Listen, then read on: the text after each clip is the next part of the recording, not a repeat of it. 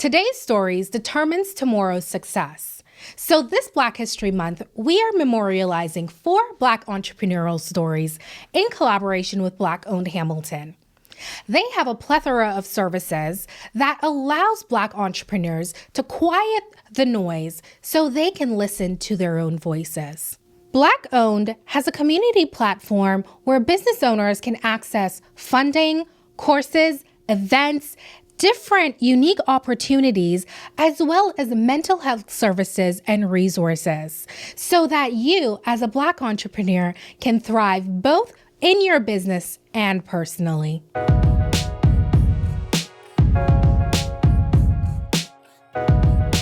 Welcome back to Buzzworthy. I'm your host, Shalacia Harris, and today in the studio we have Max Francis, the founder of True Hamiltonian.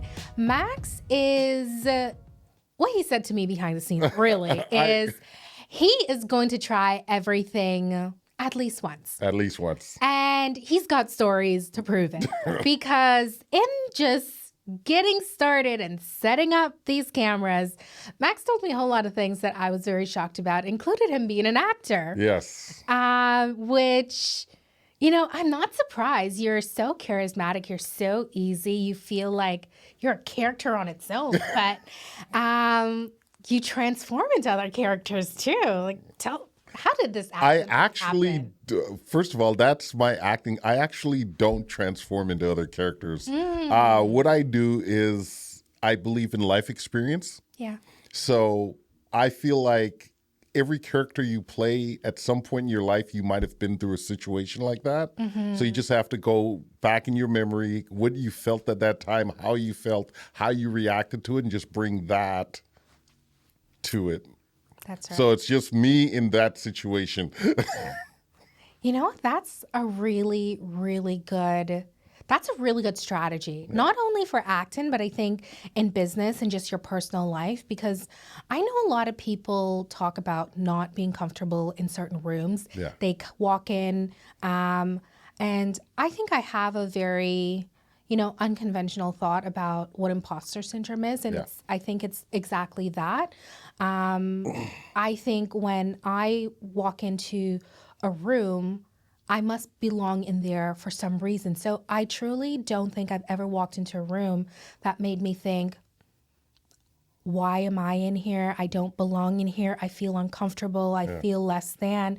It's because there's something about the situation that you're in, I've been in before, or I'm excited to be in now because I wanted it at some point in time. Yeah. So why must I feel smaller than the circumstances that I'm in right now, and just own it and be excited about it, because I wished about it at one point. Yeah. I dreamt about it at one point. Yes. And now that it's actually happening, why am I scared about it? Exactly. So I think that strategy of just like looking inward to yourself and finding those moments that matter brings you into a situation and allows you to be the best version of yourself in that situation and for that situation. Yes. Yeah. I was lucky. I've never actually had to deal with imposter syndrome. Mm-hmm. Well, I did, but not before, after. Mm-hmm. I've done some really cool things, and then afterwards I was like, Jesus, I'm not sure if I should have been there.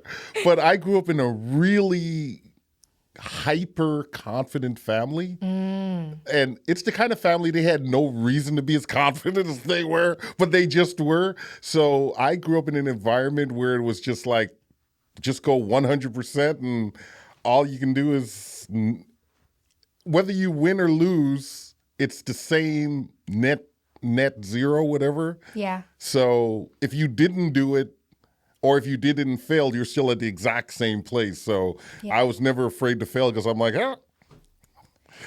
This is such a theme for this month, and I am here for it. Okay. Not afraid to fail. Yeah. And I love that, people underestimate the impact their families have on them. Yeah. And then when you have your own family, then the impact you have on your own kids as well. Yes. And you having a family that was just confident and that exuded it. Exuded ultra confidence, man.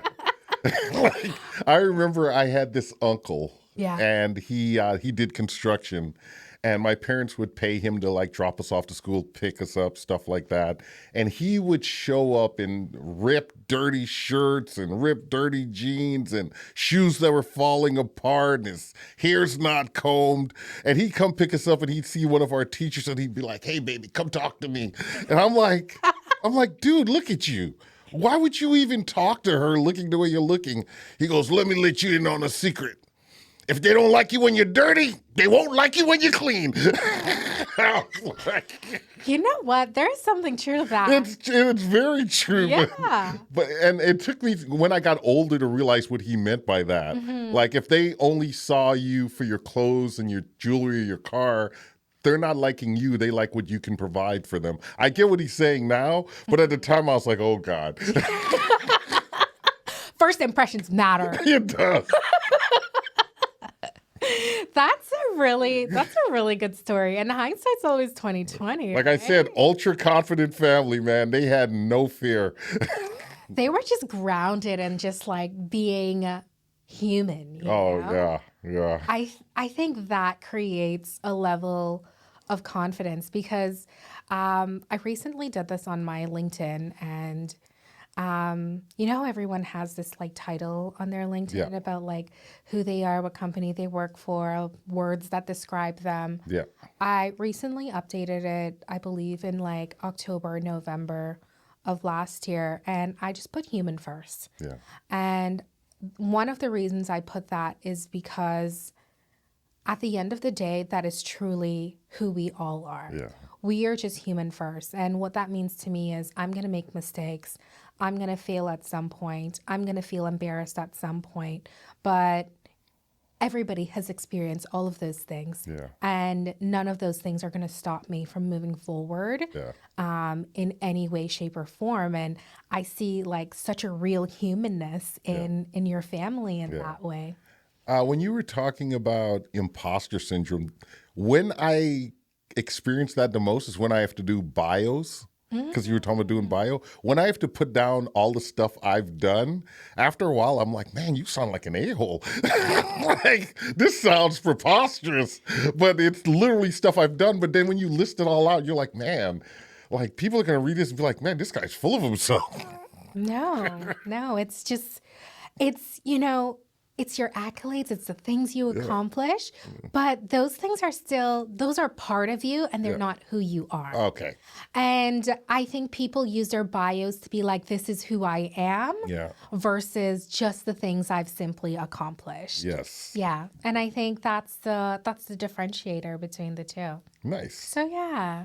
So no, I think you're good. And I mean, everyone's entitled to their own feelings. I do think people truly experience imposter syndrome, but I think it's hard for me to relate to sometimes, and it's just simply how I organize my internal world and how I experience things. So not negating anyone's experience, but it's just a different perspective. The only time I've really kind of thought about that is I remember being on a set and I'm shooting this movie, and there was a kid I was pretending to be his dad, and the kid had a photographic memory. So he would look at the lines once and he had it, and I'm sitting there like, I'm like, maybe I shouldn't be doing this. Yeah. That would make you feel inferior for sure. You're just like, how's this little kid doing this? But they don't have half the things you have in your brain. So but then I think adults also have photographic memory. So some adult with a photographic memory looks at the sheet once, they've got it, and I'm sitting there like over and over and over and over, just trying to get it to stick. Yeah, it's I totally understand that. That can make you feel like, wow, look how much work I have to put in. Am I really meant to do this? Yes. Yeah. Question it. That's when you question yourself. Yeah.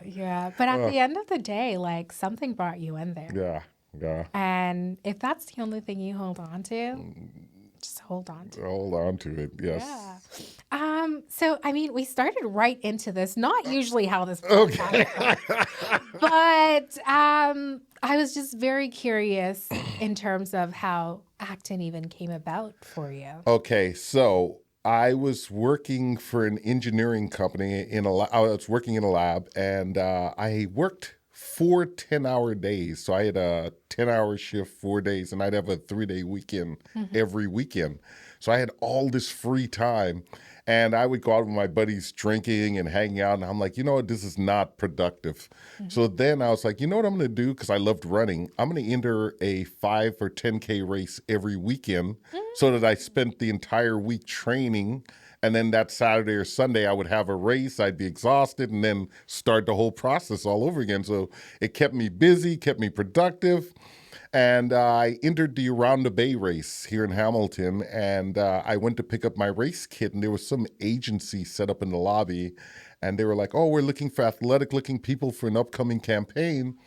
And the girl pulled me aside. And she's like, oh, would you be interested in interviewing? I'm like, no, this is a scam. I was being negative, which I shouldn't be, but I was at the time. And I was like, you guys want me to pay $1,000 for pictures, and then I'll never hear from you. And then Sarah, who I was with at the time, she's like, you're being very negative. She goes, just call them. You never know what's going to happen. So I ended up calling them that Monday. I got an interview with them like 2 days later, and I went in, and then a week later I was on my first set doing a commercial. So you never know what'll happen when you say yes. Yeah, and this all happened in your year of yes. Yes. So what led you to that point of your year of yes? I think what happened is, I don't remember whether it was a movie or a book I read or something, and the character in that movie or book or whatever did a year of yes, and I just remember thinking, you know what? I want to try that. I think it would be really cool to see what would happen if you actually said yes to stuff. Yeah. Yeah. And so what came out of that? Acting? Oh, man, so much stuff. I think my year of yes led to acting. It led to speaking engagements. It led to being invited to events I had no business being at. It led to all kinds of really meeting really cool people. And yeah, it was just an amazing year. It was exhausting, but it was amazing. Yeah. A lot of fun. Yeah. So, all of this that we've learned about you so far is so very interesting. And you are also an entrepreneur as well. So obviously that's why you're on this podcast. But one of the first questions I usually ask the guests is, what do you think set you up to be an entrepreneur?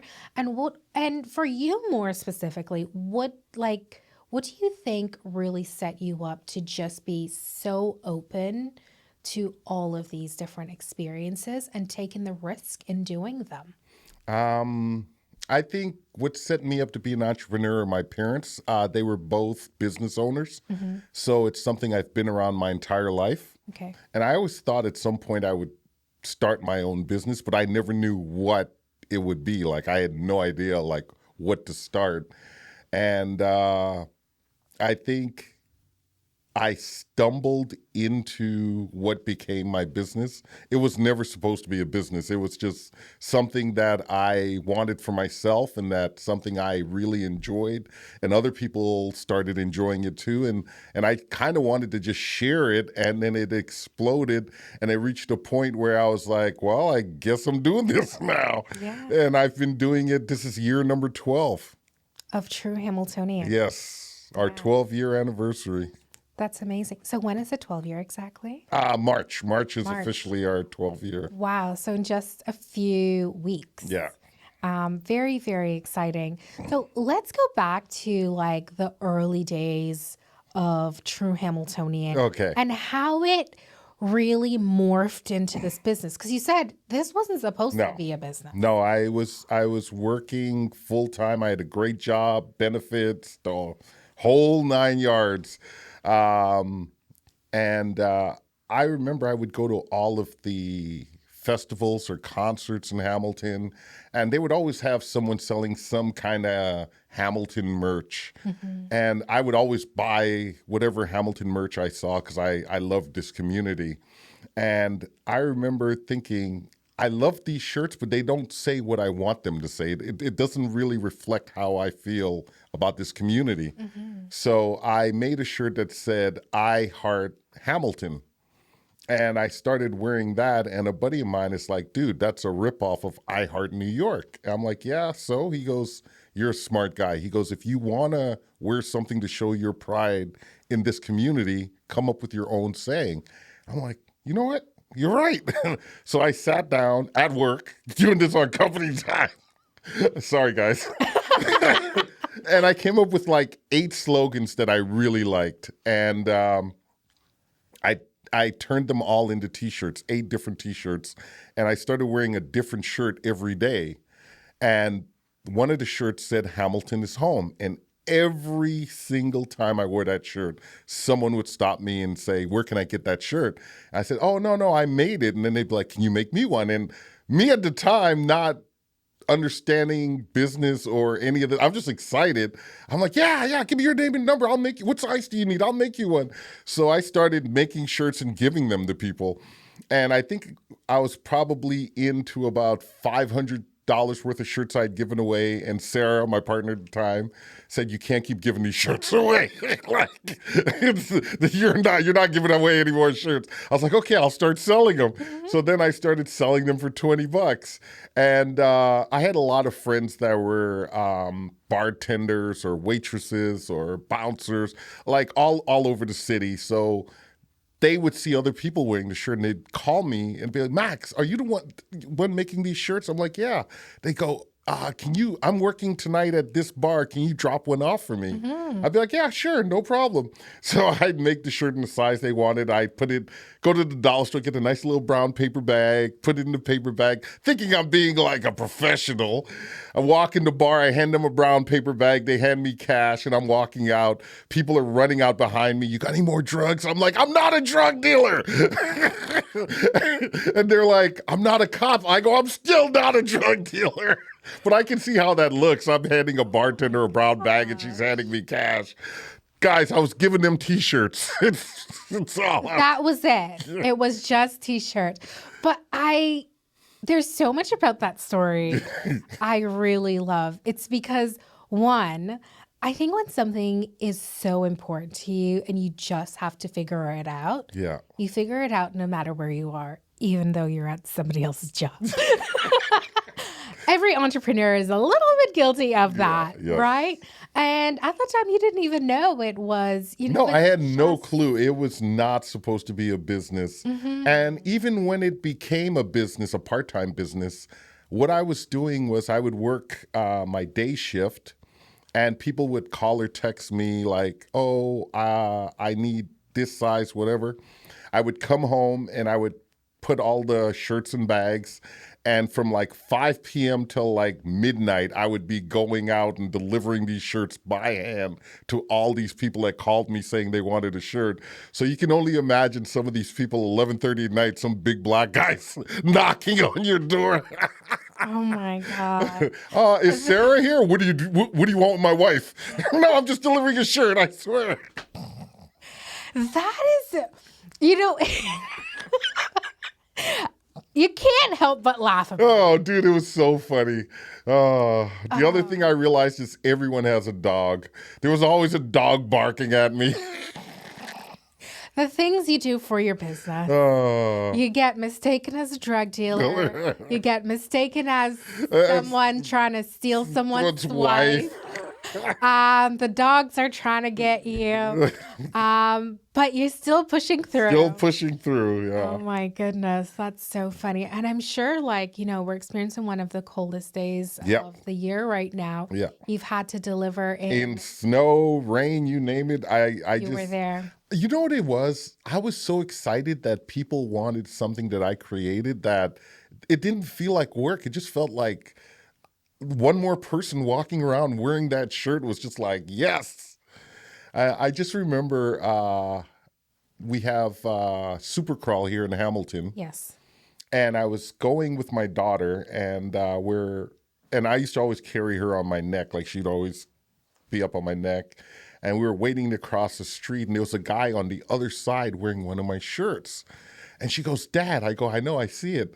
She goes, are you going to say something? I go, yeah. I said, do you think I should? She goes, yeah. I was like, okay. So we're crossing the street and we pass him in the middle of the street. And I go, hey, nice shirt. And the guy looked at me with an attitude. He's like, yeah, I know. And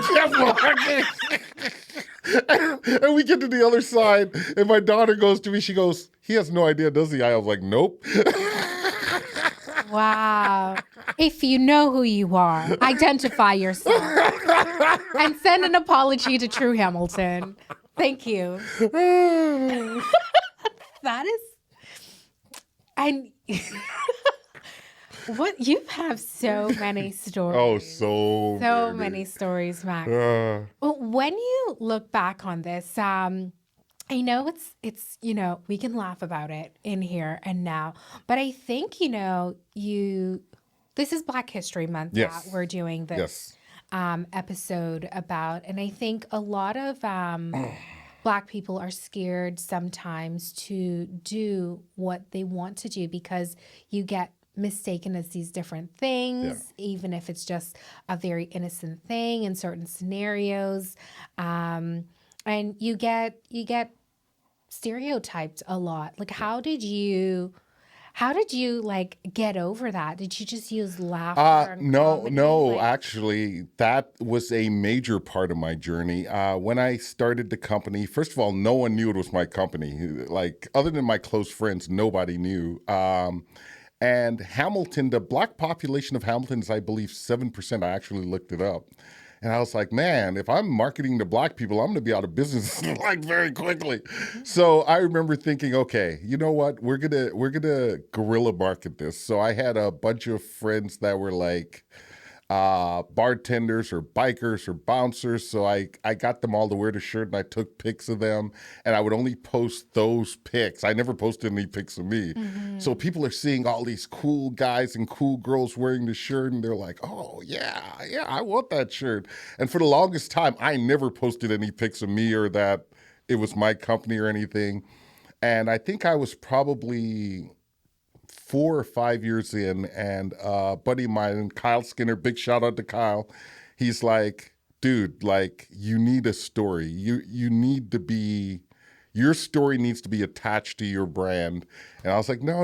I like the way things are going right now. He goes, you need a story. Your story is important to like blowing the brand up. And he kept like hammering me with this. And finally, I was doing a photo shoot with him because he's also a photographer. And he included me in the shoot, and I did not want to be in the shoot. And we launched the photos, and it blew up. Like, people embraced it, and they were really happy with it, and it did really well. But for the longest time, I honestly wasn't sure if the Hamilton community was ready for a Black guy to say Hamilton is home. I wasn't sure if that was gonna resonate. Yeah. So I was just like, nope, not me. Yeah. I'll be the guy behind the scenes. And not the face of it. Not the face of it, yeah. So Kyle really helped you sort of step into this. And once you actually did, what was the response? The response was overwhelming. I started getting companies reaching out to me, organizations. They loved what I had done, what we were doing. They wanted to know what they could do to help or how we could work together. And it led to way bigger things than I ever imagined we would end up doing. So, it was a crucial step in the evolution of the company. But I also feel like I did it at the right time. I feel like if I did it at the very beginning, it might have not worked. But we had done all this groundwork. We had built the brand from like nothing to like something where people were seeing these shirts everywhere. So I think we had done enough legwork without being like, hey, look, it's me. That it really became this brand where people are like, oh, it's our brand, not his brand. So, and that's when you have a really successful brand. Yeah. Right? There's even a show, and this is just from a brand perspective, making that connection, that is called The Brands That Built America. Yeah. It's a show about all the big brands that we see now, Kraft, Coca-Cola, all of these companies that started as, one person in a kitchen doing something, and it's blossomed into these like Fortune 500 companies, and they still dominate the world today. And they started just like this. Yeah, I remember I had a meeting with a gentleman who was doing. He was doing like brand marketing for like the city and for McMaster and all this stuff. And he's like, I wouldn't be surprised within a year or two if some big company comes and buys you up. And I'm like, huh, that's interesting. I never even thought of that. And then the other thing is obviously growing the brand or getting bigger, and everyone's like, oh, you should get a loan and just like blow the brand up. And I'm like, I'm not even sure how to do that. Like, this is not something I'm from a background where my parents, like, they were in retail or had their own businesses, but it was just whatever money you made, that's the money you had to, like, you don't go to the bank and borrow money. That's not a thing. Not the Black community I grew up in anyway. So it's whatever money you made, that's the money you had to like do what you needed to do. We have a giveaway from the Hamilton Chamber of Commerce, who is the voice of the Hamilton business community. As part of the Black History Month Stories series, they're giving away 1-year membership to the Chamber of Commerce, along with $1,000 in advertising credit. All you have to do is follow the Chamber, follow Buzzworthy Podcast, and follow Black-Owned Hamilton. We will do the rest, and we will see you on Friday, February 27th for the final draw. Stay tuned. How did you feel about, after you finally took the risk to become part of the face of the company, to say, hey, I am the person behind all of this that you've seen? How did I feel after that? Yeah. Terrified, to tell you the truth. At first I was like, I messed everything up. This is about to blow up. Like, not in a blow up in a good way, blow up in a bad way. Implode. Implode. I better call my old job and see if they have my position still available. Actually, funny story about that. When I left the company to pursue True Hamiltonian full time, I remember them telling me that I would be back within a year begging for my job back. And I love those guys and everything, but guys, it's been 12 years. I don't think I'm coming back. Max needs another apology. Thank you. You know what? I think it's the stories like this that I think are so important for people to hear. And it's one of the reasons, we started this podcast, is because people take risks that other people are so against, right? And, typically we cover like, people that are building these new innovative softwares and things like that. But your story, I think, is even more important because you quit to do something where, people are just like, you're going to be a guy selling T-shirts. Yep. My family and friends, they all staged an intervention.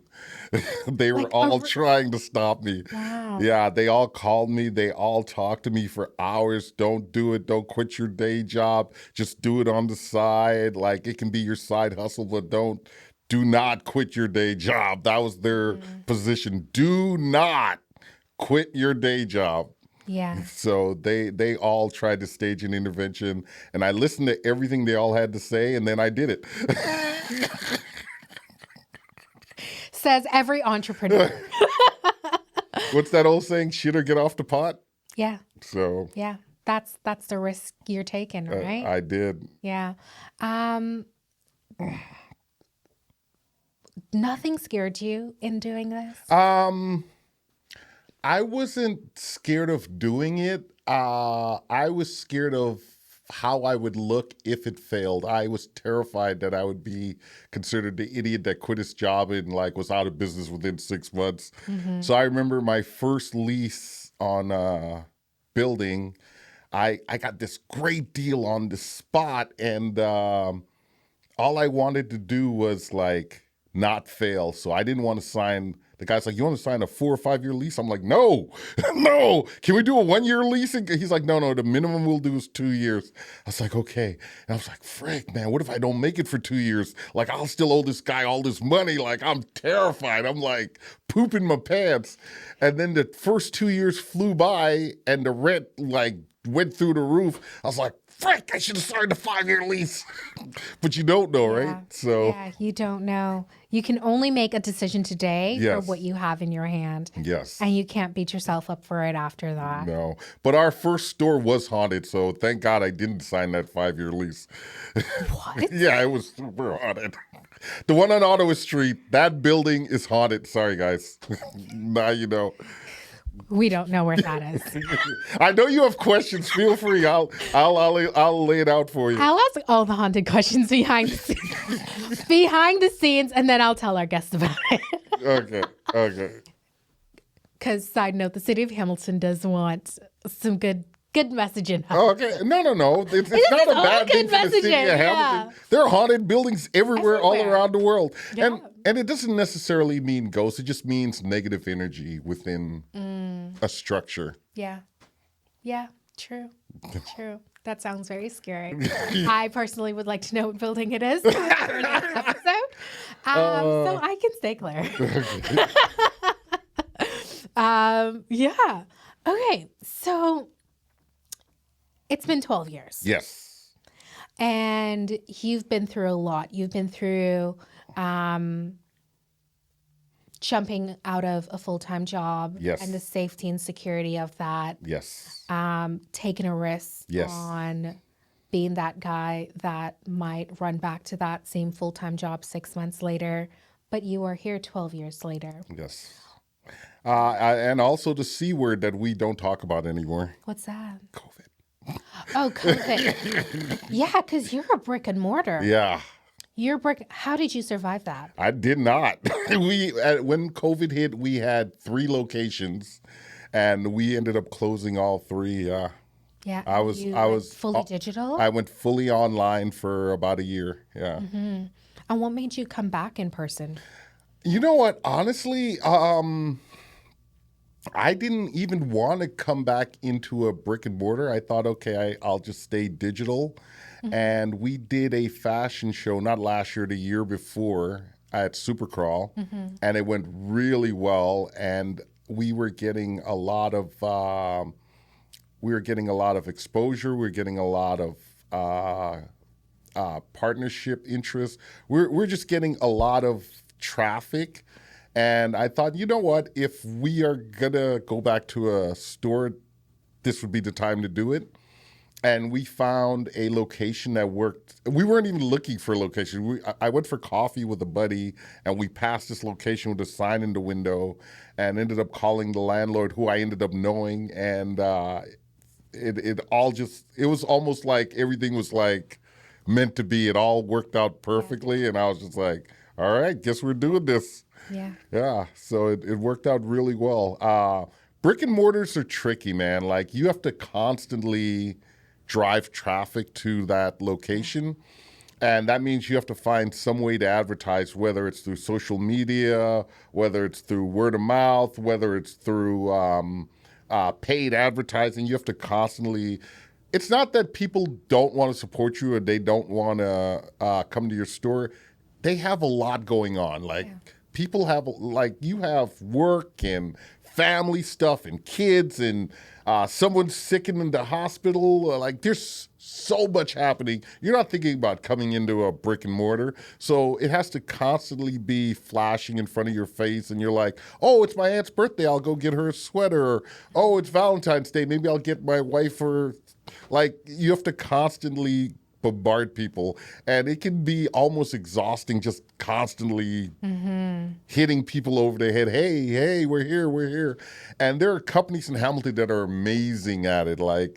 But once again, I have that thing where I don't even like making videos of myself telling people to come to the store, because I'm like, people probably are seeing these videos and they're like, man, this freaking guy again. Jesus Christ, go away. Yeah. Sometimes I'm sick of seeing me.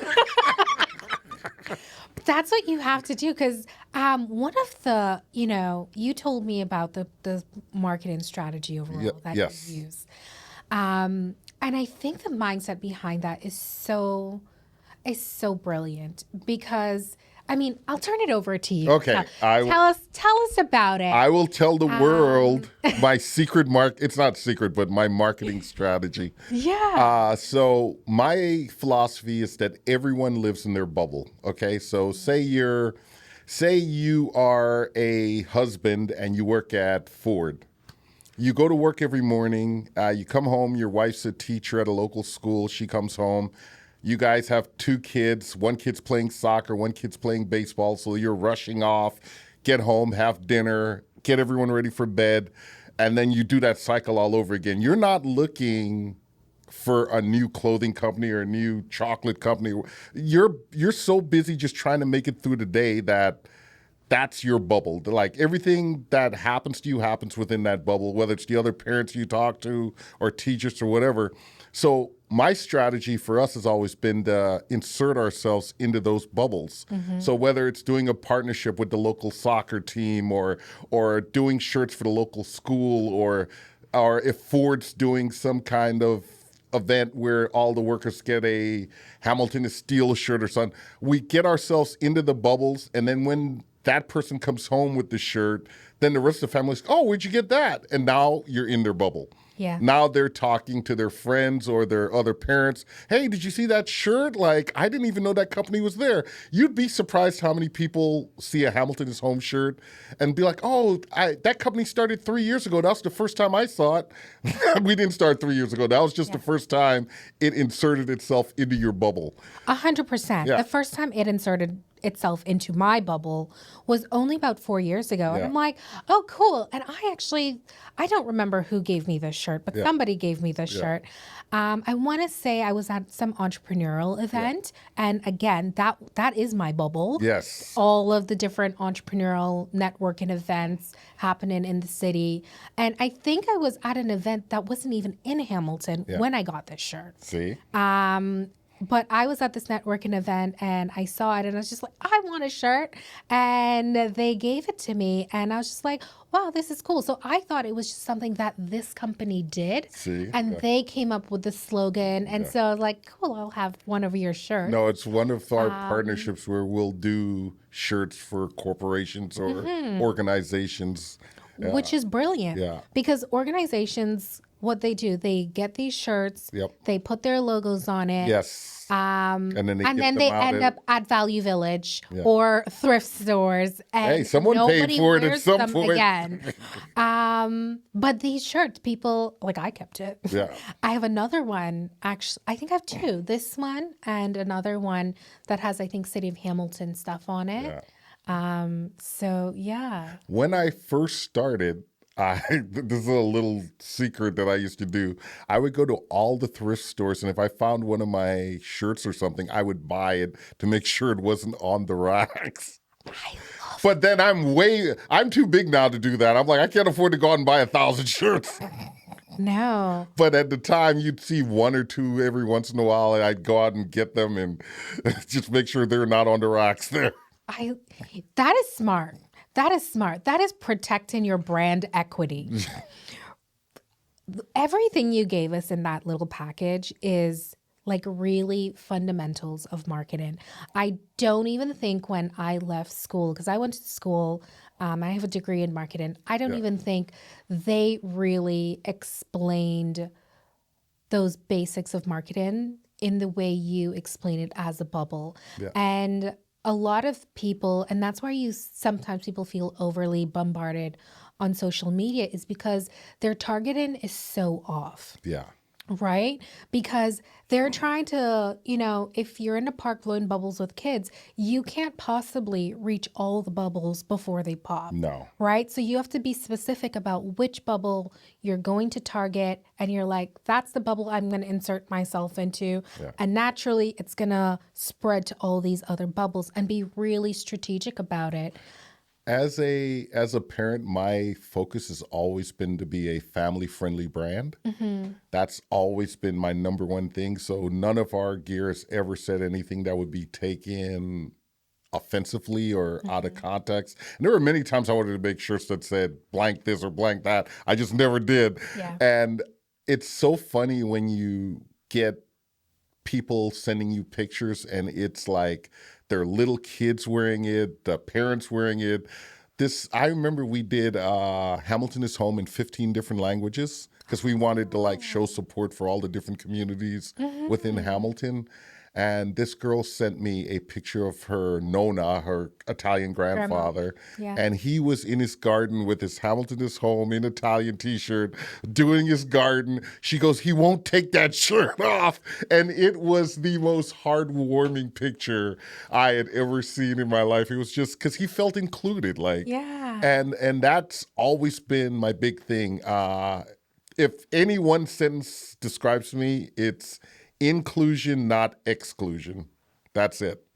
Yeah.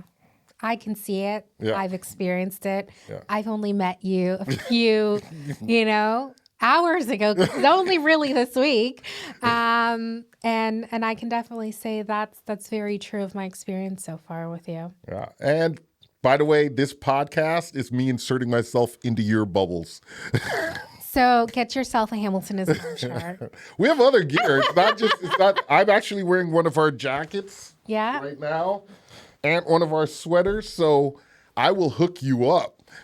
Yeah. And we're going to do a giveaway. Yes, absolutely. Absolutely. Amazing. I think one of the things that people get wrong about the brand is they think we're just selling T-shirts. It's the message. We're delivering the message. The T-shirt or the glasses or the coffee cup, it's a vehicle to deliver the message. But the message is that Hamilton is home to you if that's how you feel inside. Like, if you don't like Hamilton or you don't want to be here, this shirt will never resonate with you. But there are people that they get here or they're born here and they're just like, there's nowhere else I'd rather be. And that's when it resonates with you. And that's when the message hits home.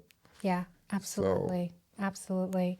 One of the things is, Hamilton is Home is obviously a very strong brand for the city that we're in, the city we live in. But what was it about doing business here in this city that made you such a success and that makes you want to stay here? I think I have a genuine love for this community, and I had it before I ever started the company. You know how Facebook memories come up? Yeah. I have a Facebook memory from like 20 years ago, and it was a Friday night, and I was getting ready to go out with my boys.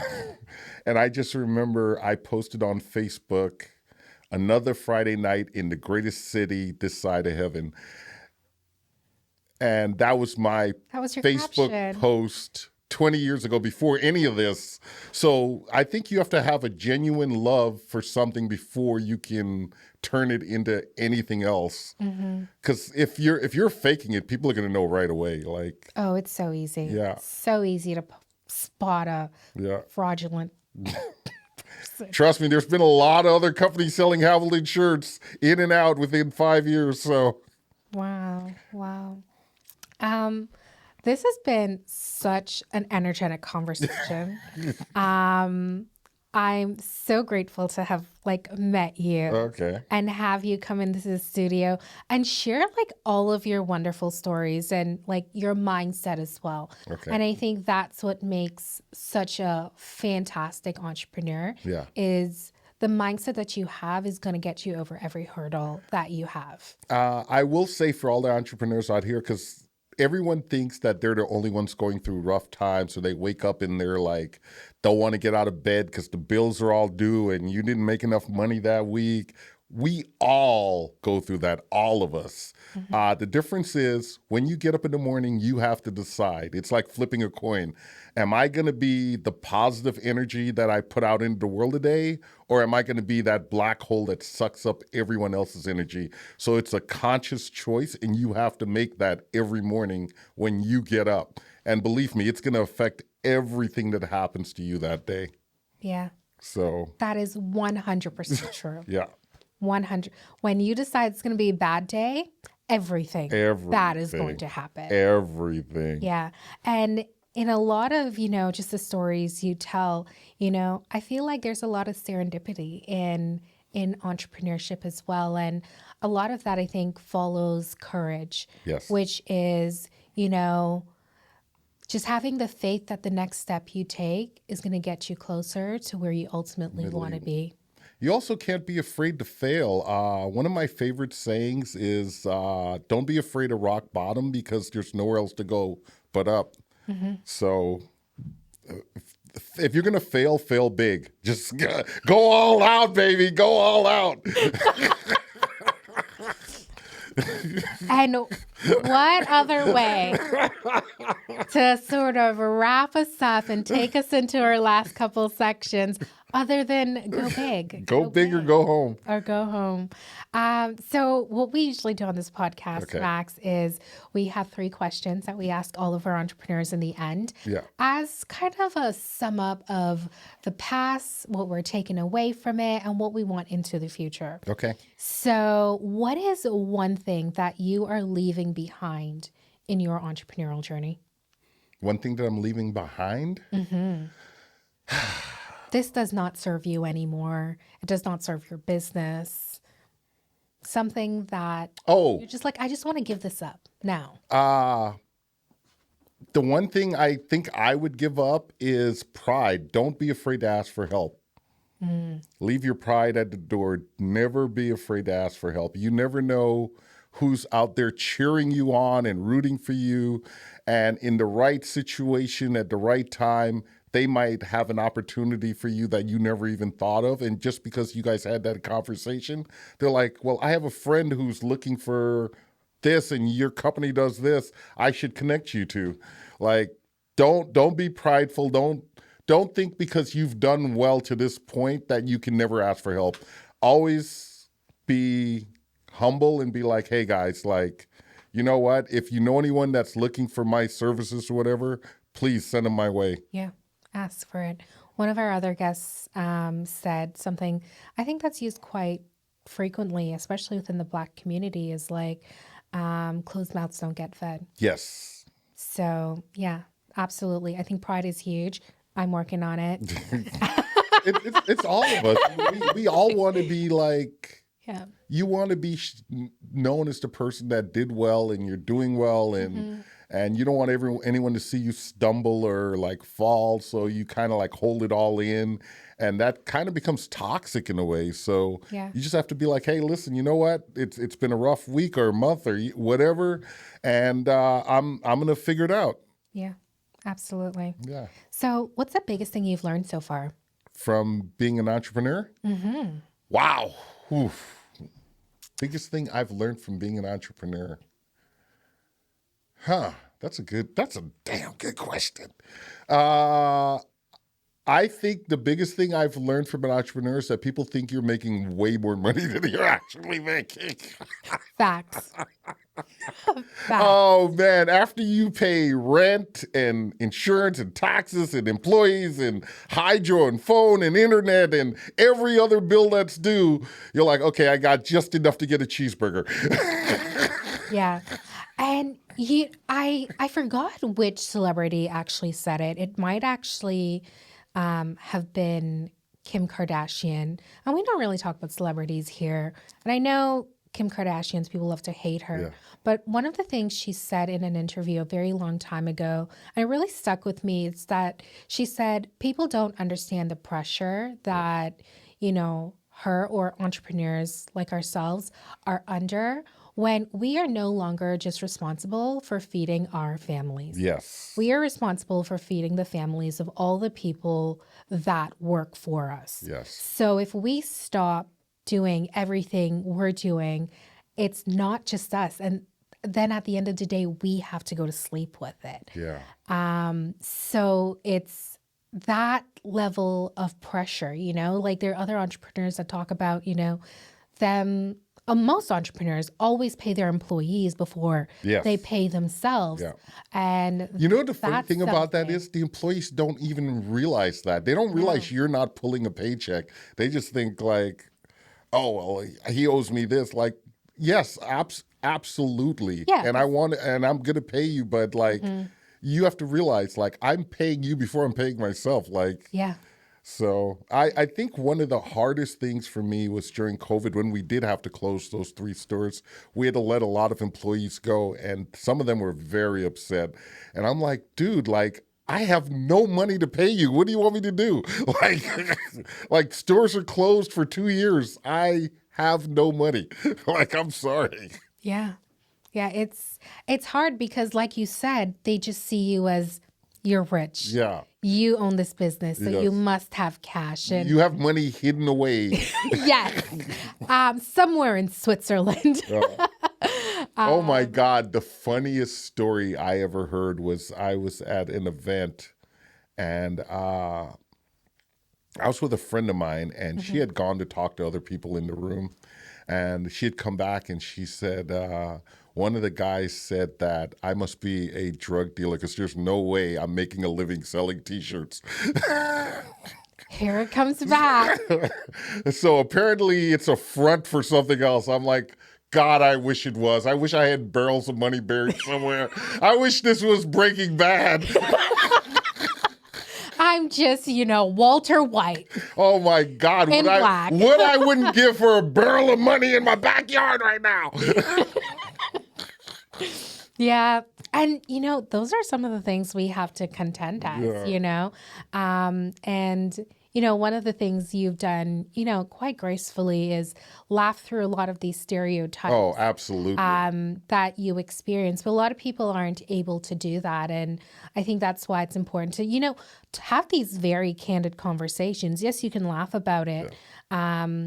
And let it roll off your sleeve, but the impact of that on a lot of people can be quite negative as well. I can't take anything to heart like that because I realized a long time ago those negative emotions or words or feelings, it is like the black hole. And once you get to the edge of that black hole and you start spiraling in, it's so hard to get out of it. Mm-hmm. So I won't allow myself to get caught up into the negative turmoil that pulls you down.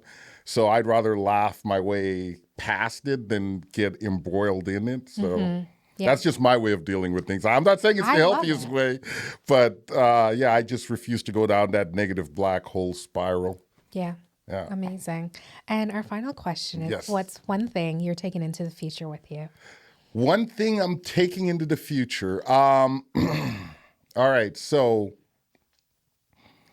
as everyone knows, retail's tough right now. Like the economy's crap. The price of everything has gone through the roof.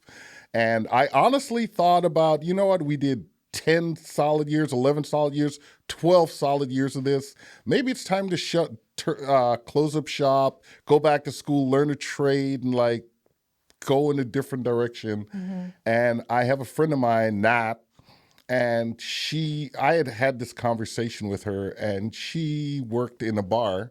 Mm-hmm. And she said that the amount of people that she talks to every day that are so excited to move to this community or be a part of this community, or they went away to school and they got back, and the amount of people that tell her that they can't wait to own their first Hamilton is Home shirt.